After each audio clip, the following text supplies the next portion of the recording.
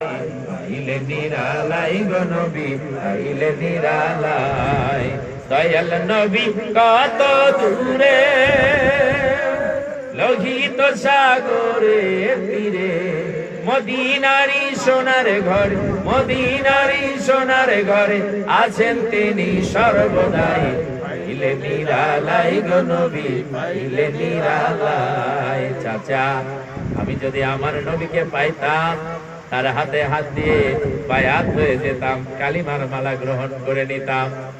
চাচা বলেন, আব্দুল উজ্জারে কি করেছিস? সর্বনাশ করেছিস। বাপ দাদার ধর্ম এটা তুই পরিত্যাগ করতে পারবি না, এটা সম্ভব নয়। ভুলে যা, ভুলে যা, ভুলে যা।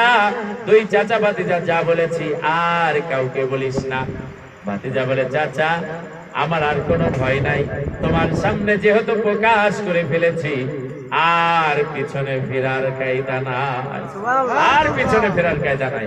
চাচা জীবনে যা মেনে নিয়েছি, গ্রহণ করে নিয়েছি, আর হবে না। তুমি যাই বলো, আমি কালিমার মালা অন্তরে আমি গলায় পরেই নিয়েছি। এজন্য কালিমা অন্তরে বিশ্বাস করতে হবে, জবানে বলতে হবে। আর এই কালিমা গ্রহণ করার পরে সকাল বেলা যদি কেউ ফজরের আখ্যান দিয়ে কালিমা গ্রহণ করে, মুসলমান হয়, ঈমান আনে, তার জন্য ফজরের ফরজ নামাজটা পড়া ফরজ। জোরে বলেন সুবহানাল্লাহ। কেউ যদি জোহরের আখ্যান দিয়ে কালিমা গ্রহণ করে, তার জন্য জোহরের নামাজটা, ফরজ নামাজ আদায় করাটা তার জন্য ফরজ হয়ে যায়। জোরে বলেন সুবহানাল্লাহ।